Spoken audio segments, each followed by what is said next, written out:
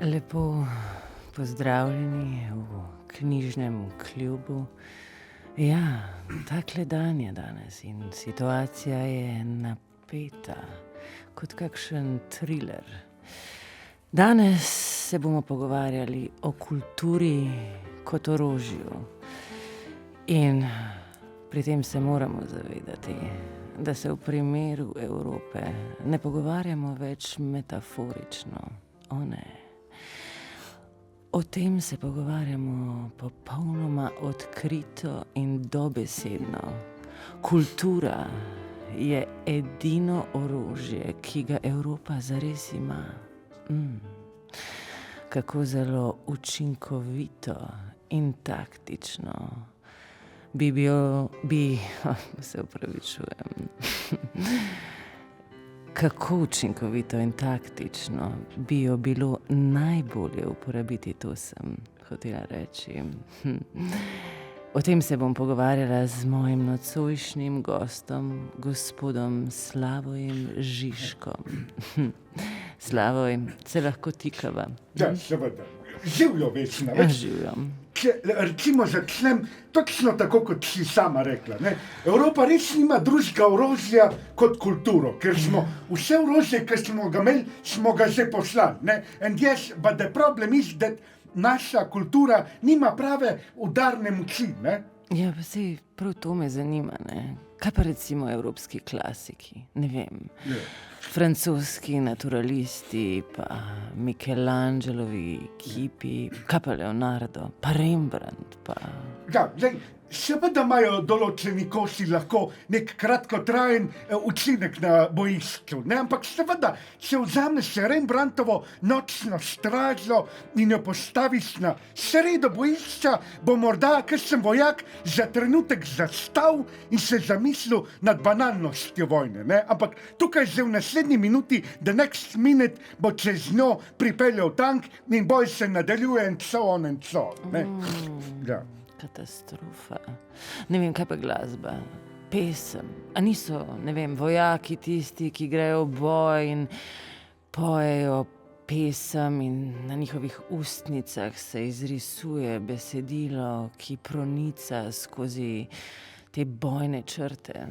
Ja, Mozart nedvomno ima potencial, prav tako Beethoven, ne? Mičken manj Bach, ampak dajmo tukaj se soočamo z neko drugo težavo, to je glasnost in predvsem ritem. The rhythm is the most important.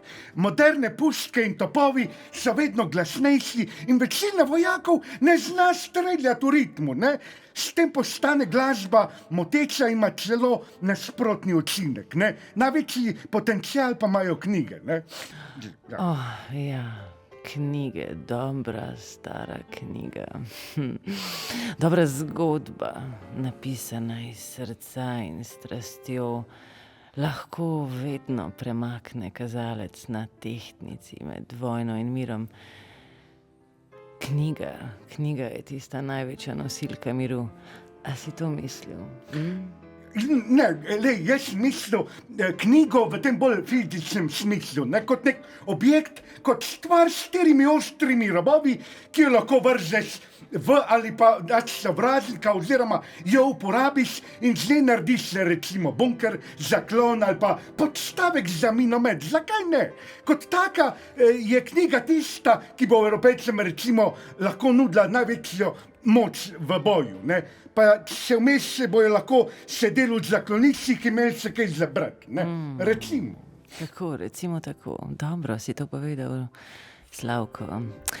Ja, knjiga je orožje in vzemimo jo v roke. Jaz sem danes vzela v roke za spremembo eno knjigo, ki je nisem napisala jaz, ampak moj nocojšnji gost. Pa če dovolite, bom prebrala en zelo kratek odlomek, kot en tak epilog pogovora in tega časa, tega stoletja.